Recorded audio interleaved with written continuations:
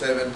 Love Believes the Best is the title of today. And again, we're going to through the book, The Love Dare, and as our using that for our Sunday school book. And this is day number 7 out of 40. And so I encourage you, if you can, to get that book, because it's got places to write in. You can get it on Amazon or any Christian bookstore.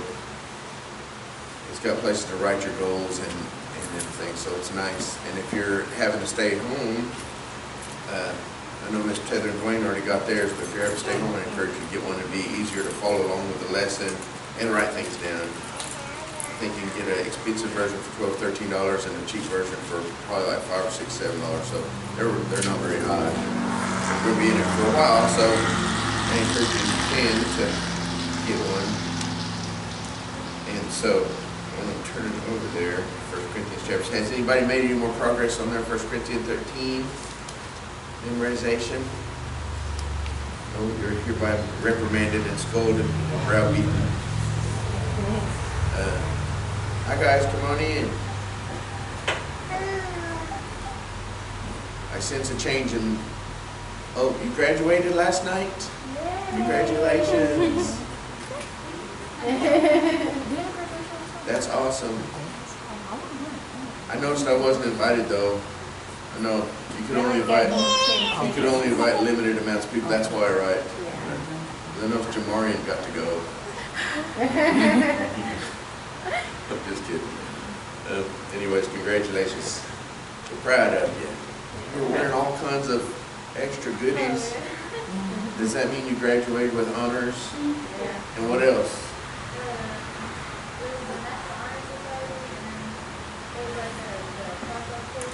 The what? Okay. In the National Honor Society? Is that it? I know when I got to graduate, I got nothing. I just went down the Bear Road, and all these other people had sashes and jewelry and medallions and bling, and I felt really underdressed. But she had pictures with all the bling.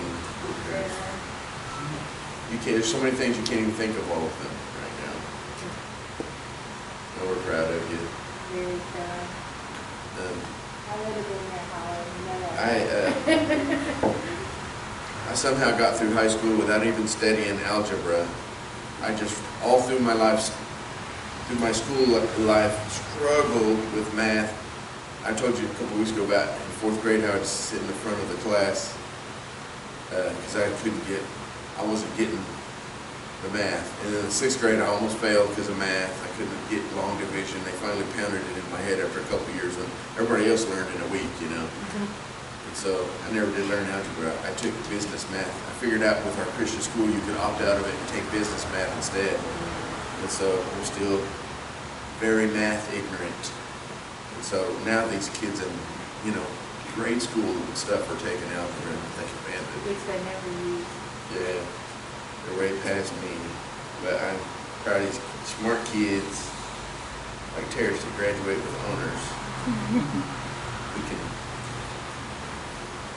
We can be smart through them, right? Through our youth. All right. So if you just walked in, we're in 1 Corinthians chapter 13, verse number 7. We'll read it out loud. It says, "Beareth all things, believeth all things, hopeth all things, endureth all things." And today we're going to talk about love believes the best. So I guess you could say it's the believeth all things, although it kind of applies to the whole verse.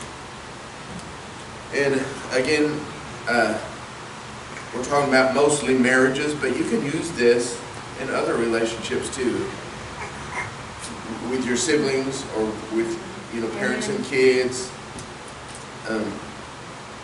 friends and people like that. These will definitely apply to other relationships. And so if you're here and you don't think, well, this is just about marriage and I'm not even married, I'm just gonna play words with friends on my phone or something and ignore this part. No, this applies to you too. And someday you might be in a marriage or a relationship that this will come in handy to learn these things now so you can be better at it. You can consider this part of your premarital counseling. And this is really good information. I love this book, The Love Dare. I've already learned a lot. It's already helped me in my marriage a lot. I gave the book to Josh, and his wife says it's already helped him. And so if you allow this to get in your heart, I'm praying that you'll allow the Lord to let this work in you, be a better friend or a better spouse. And so we're talking about love believes the best. So deep in the corridors of your mind, there's a room. And in this room, it's called the appreciation room. It's where your thoughts go when you encounter positive things about your spouse or your husband or wife, or wherever this relationship is, like we're talking about, plus the other relationship. Encouraging things about them. And so every so often you like visiting that place and you think, man, that, my wife, my husband, it's just really nice. They're an awesome person. They're even awesomer than I ever thought they could be. They've got these attributes about them, the sides on them, and so in that room you could say the walls are written with kind words, kind phrases, describing good attributes about them, and all of us have good and bad things in our personalities and in our habits. And so this room has all their good things. They're honest, they're intelligent, they're a hard worker, they're a wonderful cook, they're really good with the kids, they have beautiful eyes, whatever it is. My spouse has really pretty eyes. She has green eyes. I have green eyes too. I don't know where we got that, but you don't see very many blue eyes. But hers are like this dark green. I've never seen it in anybody else, and I've always tell her she has pretty eyes. And, that's just one little thing, but things that you discovered about them that kind of embedded themselves in your memory, and when you think about them, your appreciation for your spouse begins to grow. And when you dwell on them and think about them, it increases. And the more and more time you spend meditating on that side of them, the more grateful you are for your spouse. And so most things in that room, the appreciation room, were probably written early on in the relationship, if you're like most people in the initial stages. Things when you first, got to know them and the honeymoon phase or whatever. And you start seeing all the things you like about them first. And when you first meet somebody, normally you put your best foot forward, right? You don't show your ugly part at first. It's easy to, at first you're not spending very much time with that person. And when me and Tracy met, we were both in Bible college, and we just really didn't have that much time. I would go to classes, and then go to lunch at the cafeteria, and immediately go to work. I worked at a budget rent-a-car. I'd immediately get my car and go to work, and work until 7, sometimes 7 or 8 at night, and then curfew was like at 10, I think. So I would get off, have to go take a shower, go over to Tracy's dorm and wait outside for her, 30 minutes for her to put her makeup on, try to look perfect.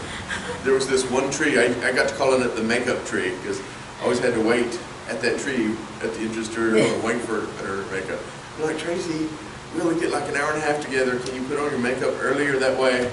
But for some reason that never worked. But anyways, by the time I saw her, she was always looking her best, and we would cherish that hour or two together before. That was all the time we got spent. And we'd have curfew at our Christian college and have to go back to our dorms and then start the process over for the next time. So we didn't get that much time together. And then in the summer,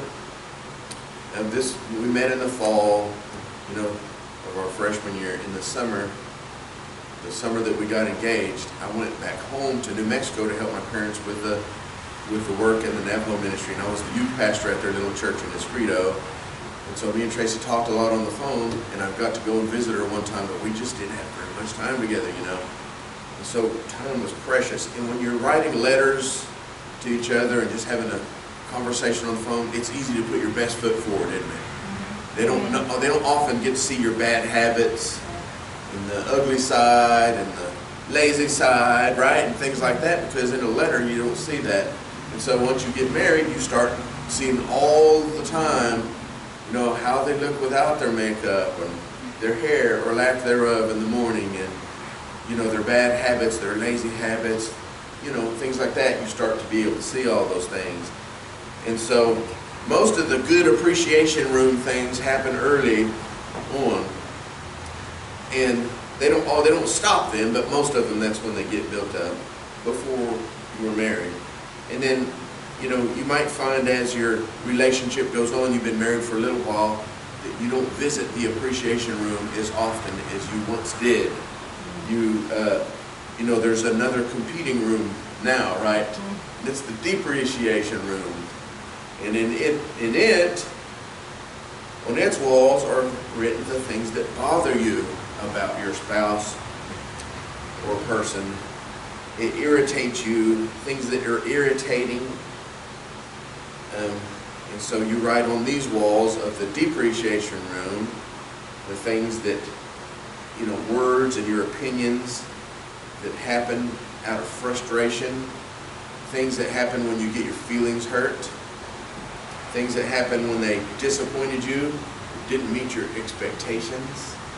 And it's lined with their weaknesses. We all have weaknesses and strengths. And when you're married to somebody, very quickly, the weaknesses become evident as well as the strengths, right? You know, the good and the bad. You know, the bad habits, poor decisions they've made. So from one end of the wall to the other, we can write all of those things down. And if you stay in that room long enough, you start to get depressing, doesn't it? You start dwelling there. And you can start expressing things like, man, my wife is so selfish. And sometimes we are really selfish, aren't we? Every single person in this room that's married, your spouse could say, you know, could identify the selfishness times in your life. Hopefully they don't remember them and write them down like this in a literal book, but you can dwell on that part. You know, my husband can be such a jerk. Sometimes you come home, you're tired, you don't feel like being nice to everybody. You don't feel like playing with the kids for a couple hours before bedtime or whatever, you know. And you can really be a jerk. You just let your feelings show. If you don't feel like you're in a good mood, then it's easy to just let it show, isn't it? Sometimes. It's hard to hide that all the time. You can even start thinking things like, no, I think I married the wrong person. You dwell in that room all the time, that's probably the kinds of things that's going to end up thinking. So some people write really, really hateful things in that room. And the next time he says something like this, I'm going to just tell him off. Just like this. And, you know, get ready, rehearsing for the next argument. You know, that emotional injury where you felt like they betrayed you a little bit or abandoned you a little bit or, you know, really hurt you. And, you know, if you're going to go over that and go over that, you know, that injury, emotional injury to you will start to fester and grow on it. And if you're going to dwell there, the things on the walls, you know, start to write even meaner and more scathing things on the walls. More ammo for the next fight, right? You're locked and loaded and ready. Yep. And so basically bitterness starts spreading, right? And it can spread like a disease and take over. And that's the place where people go to fall out of love. And you've seen it in friends and family, haven't you? You know, the people you thought, man, they have a great relationship. They're going to stay married for a long time. And then for some reason, they just seem to not be able to have what it takes to work their problems out. And pretty soon they're not, you know, they're separated and getting a divorce. And you're wondering, man, what happened to them? You know, that seemed like such an awesome marriage. They seemed like they were so well suited for each other or whatever. And that's the place you go to fall out of love, that depreciation room. It's a place that if you spend too much time there, it kills marriages. It results in divorce. Their divorces are plotted there. And, you know, plans to, you know, separate and break up the marriage are schemed there. The more time you spend in that place, the more time your heart is going to devalue your spouse. And so, like I said, you can apply that to any relationship. It starts the moment you walk into that door, and every second you spend in that room, your care for them lessens a little bit. Every second that ticks by, And you can say, these things are true though, and they might be true, probably are true. But it's still, the more time you spend though, the worse it's going to affect your marriage. And so you go back to the Bible and you read things like, 1 Corinthians 17, about charity, that it beareth all things, believeth all things, hopeth all things, endureth all things. Does that sound like the kind of attitude that would dwell in that room, the depreciation room? No, it doesn't, does it? It's a love that bears those things, that believes the best about those that we love, and that hopes the best and endures everything. The kind of agape love that God says we're supposed to have doesn't dwell in the unappreciation room. Would you agree with that? That's not where they go and spend all their time rehashing all the bad things they just did. Think, man, my husband or my wife, they're just not the person I thought they would be. The thing is a lot of successful marriages throughout history, they didn't think anything about their spouse because they were arranged to be married by their parents, and just got stuck with them. And most of those, ended up being successful more so than today's, society where we pick our own spouses out of love. And so historically, our marriages now are worse than when they did that, and it goes where they do that. And so that's kind of a non-really issue. It's a choice to have agape love in your relationships or not. And so the more time you spend in the appreciation room, you can say these things are true too, right? Just like they're true in the depreciation room. The appreciation room, things are true too. They still have those, those benefits and those good sides and those good habits and good characteristics and, things that you love about them.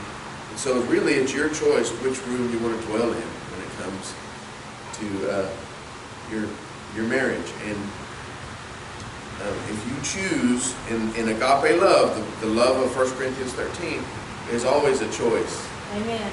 It's something you have to decide and determine to love like that. It's not the Hollywood romance, infatuation love that just sweeps in and takes over every thought. And, there's usually a short phase like that, and it may, come to the surface once in a while during, great moments in your marriage, when you have a new baby, or when you get to have a weekend anniversary trip and everything goes well. Different times when you've been just treating each other just right, and you just kind of emotionally have this high moment, right? Mm-hmm. You'll have those, but most of the time you're not on an emotional high. Most of the time it's this kind of love that's going to cause your marriage to endure, the kind where you just choose to bear all things, believe all things, hope all things, and endure all things. That's not always easy to do. It doesn't say that it is it? That takes work and effort. But one thing we have to do if we're going to be the type that believes in, and I looked for it this morning. I searched, even on the internet, I Googled characteristics that cause a lasting relationship.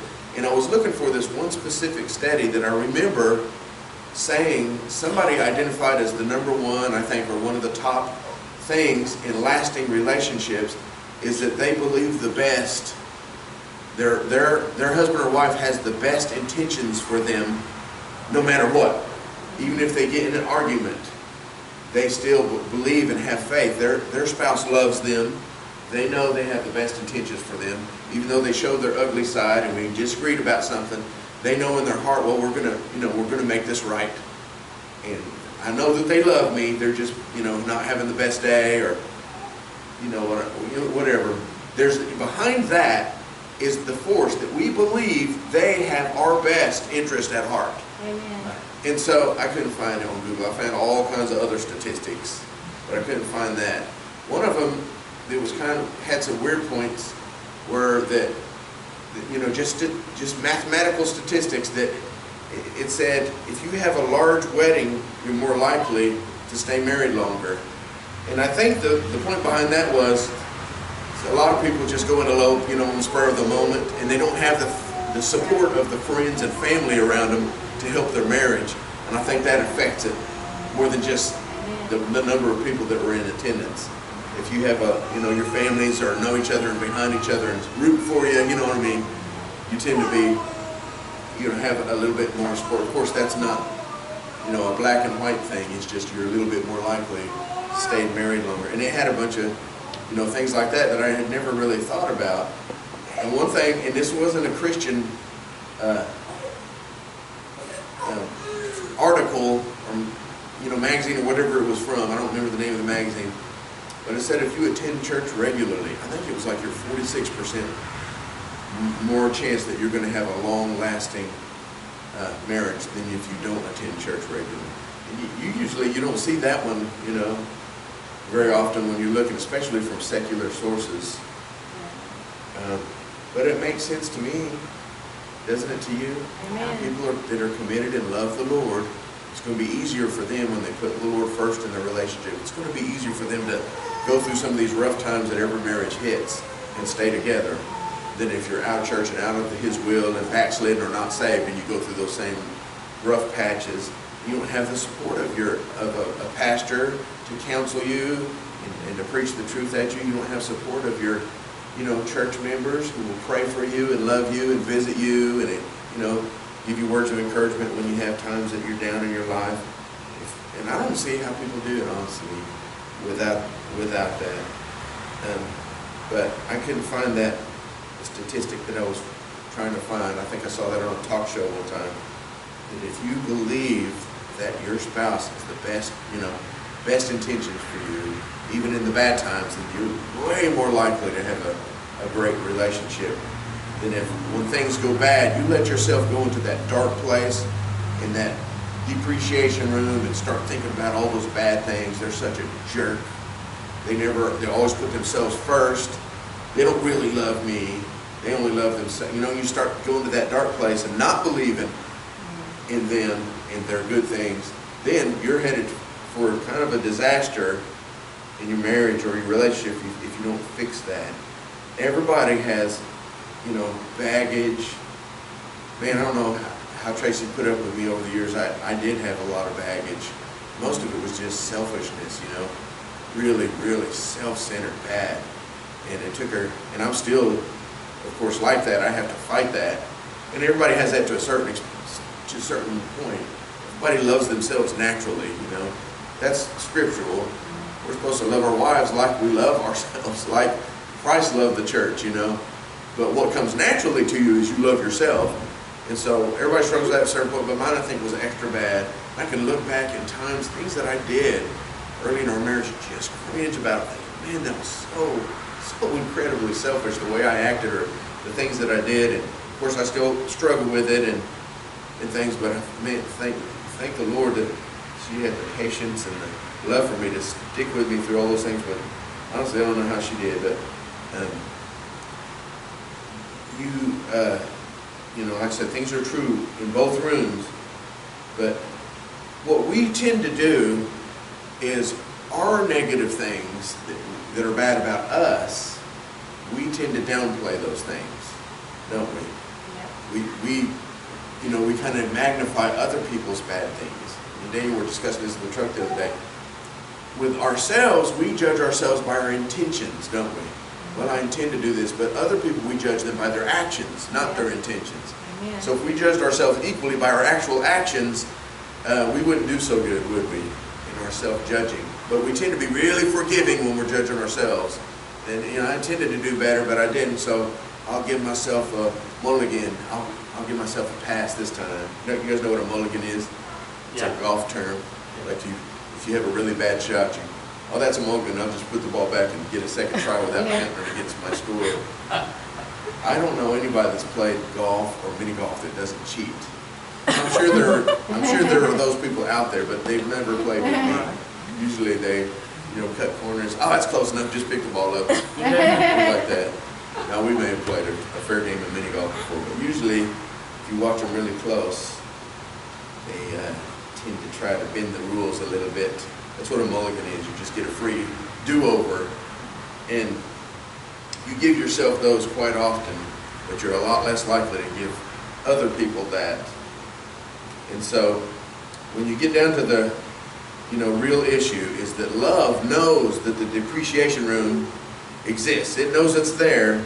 It doesn't deny that it exists, but it chooses not to live there.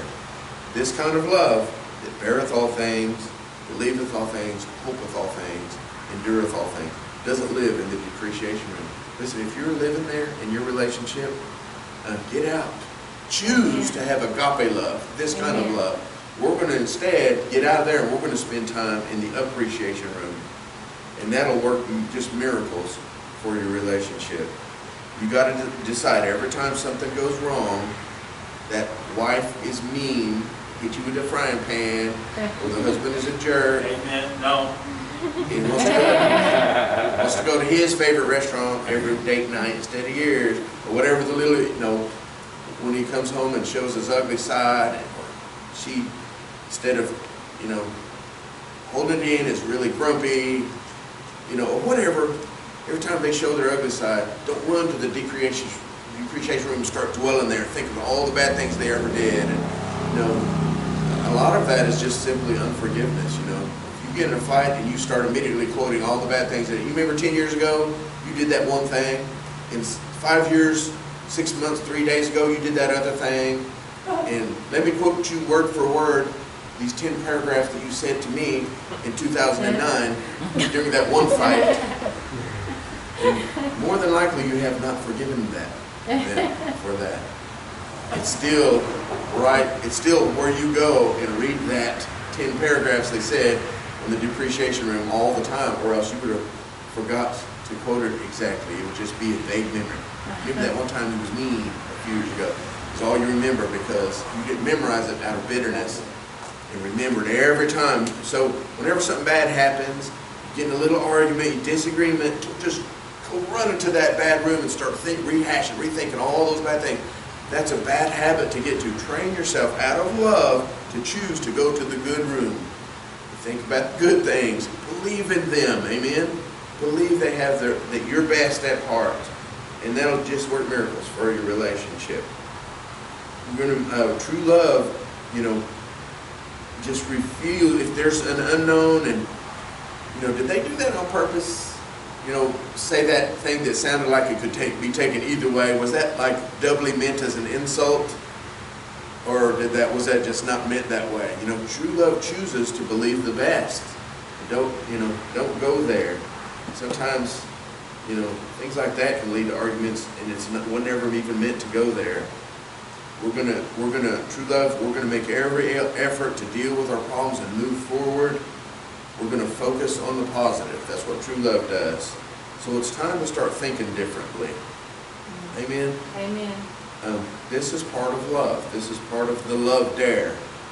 It's time to be challenged to start thinking differently in your relationship. To let love lead your thoughts. Let love lead your focus.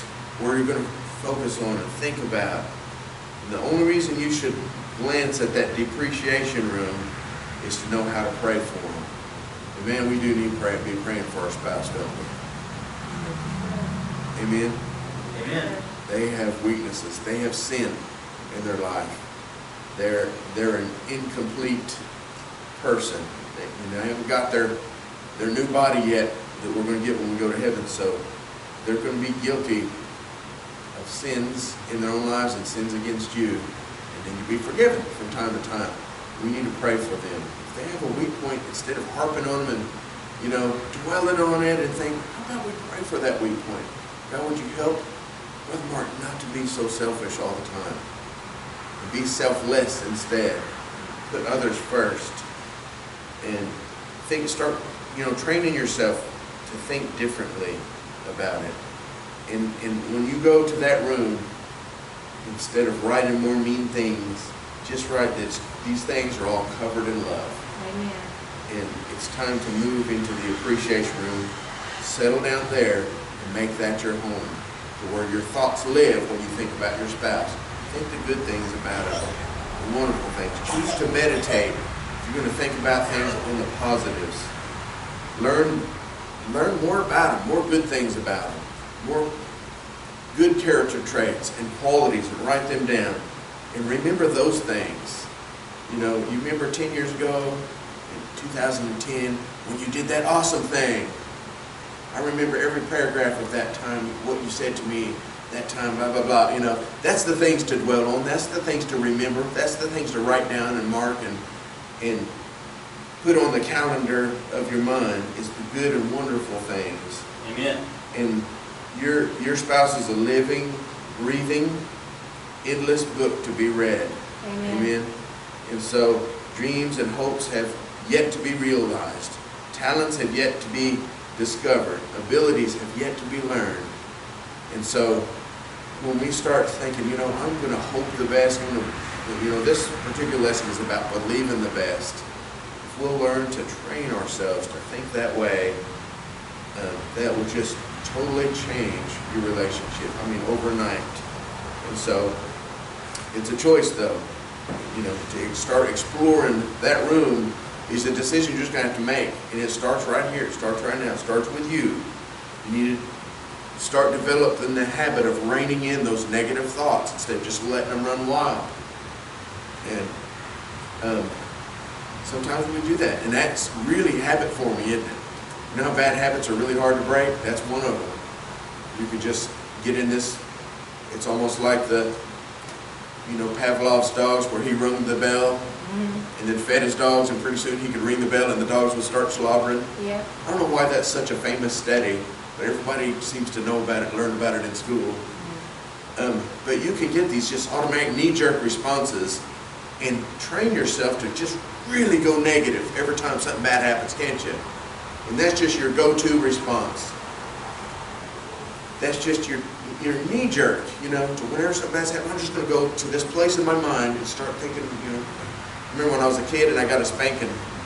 In my mind, I was thinking really bad things about my dad. You stupid jerk, I hate your guts, you stupid dumb idiot. And I wasn't submitting in spiritual, you know, adulthood, but I was meanly rebelling in my mind most of the time. And so, you know, we can put on a front like we're being a good spouse, but in our mind be going to that mean, jerky, jerk-faced place.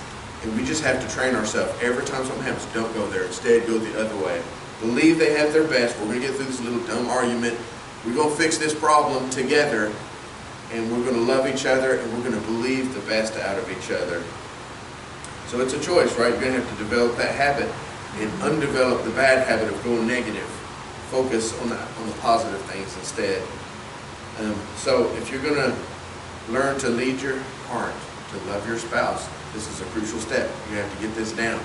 If you really want a better marriage, don't you? If you want better relationships or a better future marriage, we need to get this down. So it's a decision. And it's a decision you make whether they deserve it or not. Did you know that? If you have a spouse that, man, they're flat, don't deserve it. The way where they are in their life and the way they've been treating you. But if you will change in your heart and you will, Amen. you know, love them like they don't deserve it, just like Jesus did for you, love you like you didn't deserve it, it will change your marriage. And they'll start seeing things, wow, you know, and you can change them the right way. So that gets us down to today's dare. For today's dare, get 2 sheets of paper. On the one, spend a few minutes writing out the positive things about your spouse.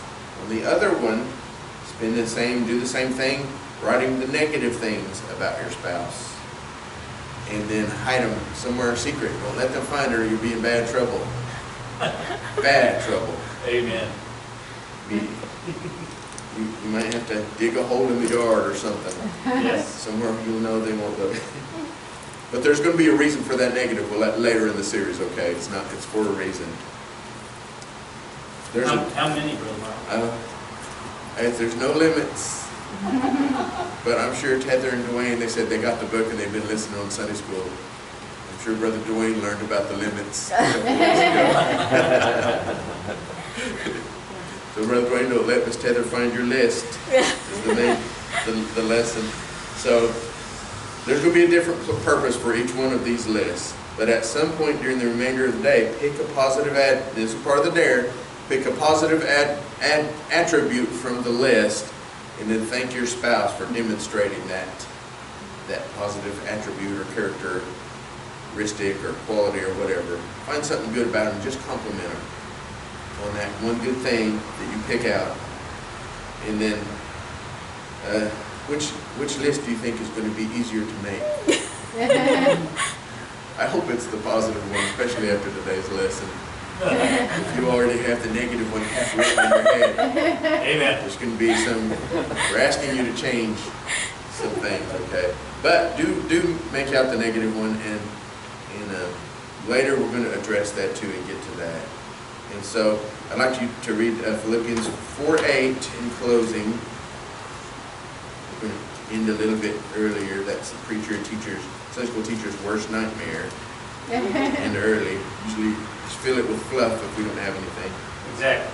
Okay. But my problem with that is you've heard all my fluff many times, so if I start doing that, I'll put more of you to sleep than we're already sleeping. Okay, Philippians 4:8. I noticed that negative attribute about you. You're going to write it on your wall. Philippians 4:8, just kidding. Finally, brethren, whatsoever things are true, whatsoever things are honest, whatsoever things are just, whatsoever things are pure, whatsoever things are lovely, whatsoever things are of good report, if there be any virtue and if there be any praise, think on these things. And so this is teaching us how to order our thought life, right? Mm-hmm. And we all struggle with our thought life. That's the devil's primary, area of attack usually. His inroad into you getting sin into your life. But have you thought about applying this to your relationship? How you think about your spouse? Do you see the point here? Think these things about the things that are pure, the things that are lovely, and apply that in your relationship too, not just in your thought life in general, which is good, in the main point of the verse. But think on these things about them, especially, in relationship. The things that have virtue, the things that are praiseworthy. Dwell on that. Think on that. That will really help us, amen, in our relationships. And so that's all I have for each morning. We'll have a little break here. You got about 11 minutes before church starts. And I guess if it's okay with you, Brother Joe, we'll close in a word of prayer. Thank you, dear Lord, for your words today. I pray that you'd help us to be better at being husbands and wives, and sons and daughters, and in future relationships, Lord, and learn how to believe in our spouse in the way of agape love, like you've taught us to in 1 Corinthians. Have that kind of love, Lord, that thinks positive things and dwells on the good things, and the pure and virtuous things, and not the bad. And help us to strive to get rid of the bad habit of going to that just mean place where all those negative thoughts reside every time something bad happens. But Lord, train us instead to be the kind of spouse you want us to be, have the kind of thought life you want us to be, and pray that you bless Brother Joe as he preaches, and the worship service, and the rest of the service. In Jesus' name we pray. Amen. Amen.